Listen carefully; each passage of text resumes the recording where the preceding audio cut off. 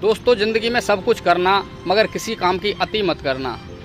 हर चीज़ की लिमिट होती है, हर चीज़ का कायदा होता है, कानून होता है, एक दायरा होता है, उसके लिए एक सीमा रेखा होती है। अगर हम किसी काम की ज़्यादा अति करते हैं तो फिर कुछ ना कुछ नुकसान होने निश्चित हैं। दोस्तों, एक दूर पहाड़ों में, जंगलों में, पहाड़ों की वादियों में घिरा हुआ, छिपा हुआ एक दैवीय, एक कुंड, एक तालाब, एक सरोवर, एक झील थी, जिसके बारे में लोगों ने सुना था, जिसकी एक विशेषता थी कि अगर कोई उसके अंदर स्नान कर ले तो उसके अंदर दैविक शक्ति आ जाती थी, वो महान हो जाता था। पुरुष कोई नहा ले तो देवता बन जाए, अगर कोई जानवर उसमें नहा ले तो इंसान बन जाए। इसी तरीके की कुछ धारणाएं थीं। कुछ ऐसा ही एक सरोवर था, लेकिन उसके बारे में किसी को पता नहीं थी, कोई जानता नहीं था।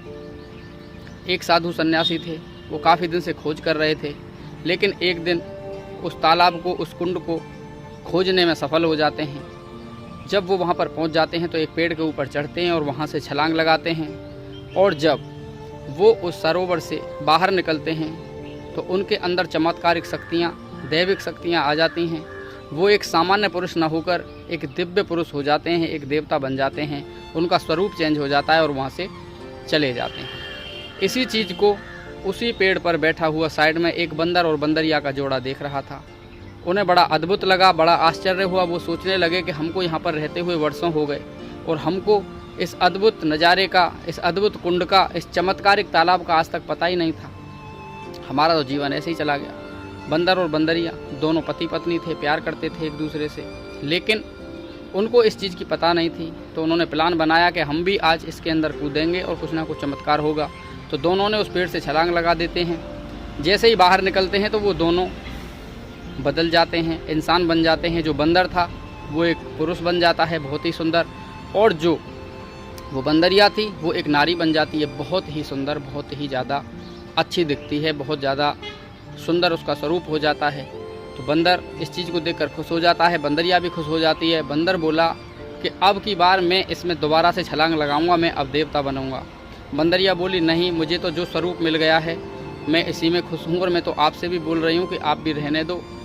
अब हम पहले तो जानवर थे, अब इंसान बन गए, भगवान ने जितना दे दिया उसी में ही ठीक है, और ये हमारे लिए बहुत है। लेकिन बंदर उसकी बात को नहीं माना, पेड़ पर चढ़ा। जो पुरुष बन चुका था वो दोबारा से छलांग लगाई और पुनः से फिर वो बंदर बन जाता है। अब तो वो बड़ा परेशान हुआ, फिर उसने और छलांग लगाई, लेकिन वो बंदर ही रहा, वो अब कुछ भी नहीं बदला। कुछ दिन के बाद में उस बंदर को एक मदारी पकड़ कर ले जाता है।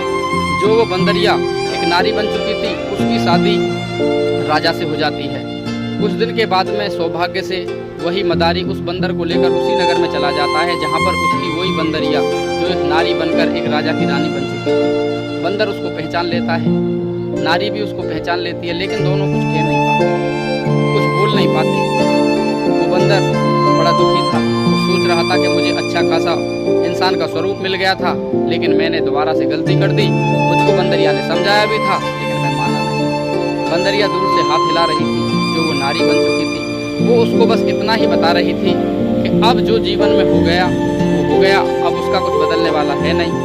लेकिन अब आगे किसी काम की अति मत करना, किसी काम में गलती मत करना। अब भगवान ने जैसा जीवन दिया है उसी में अपना खुश रहना, क्योंकि मौका बार बार मिलता नहीं है दोस्तों। ऐसे ही हम कई बार अपनी ज़िंदगी में जितना मिल जाता है उसे भी हम खो देते हैं। हम उसके चक्कर में, ज़्यादा पाने के चक्कर में कम की भी हम जो है कीमत नहीं समझ पाते। हम कम जो होता है हम उसे भी नहीं समझ पाते, बस हम और दौड़ने के पीछे लग जाते हैं, और उस दौड़न दौड़ के चक्कर में जो हमारे हाथ में था वो नीचे लग जाता है। दोस्तों, कहानी यहीं पर ख़त्म हो जाती है, लेकिन कहानी छोटी सी तो थी, लेकिन हमको बहुत कुछ सिखा कर जाती है कि भगवान जानता है कि हमारे जीवन में क्या होना है, हम कुछ नहीं जानते, और जितना हमको भगवान ने दिया है वो हमारे लिए सही है, तभी हमको दिया है। अगर हम उससे ज़्यादा के काबिल होते तो भगवान हमको उठा देता। हमको सब्र करना चाहिए और हमें भगवान पर विश्वास करना चाहिए, हमारे साथ अच्छा ही होगा। वीडियो के अंत में एक बार फिर वही बात की ज़िंदगी में कर दिखाइए कुछ ऐसा कि आपका बेटा बनना चाहे सिर्फ और सिर्फ आप ही के जैसा। धन्यवाद। जय हिंद, जय भारत।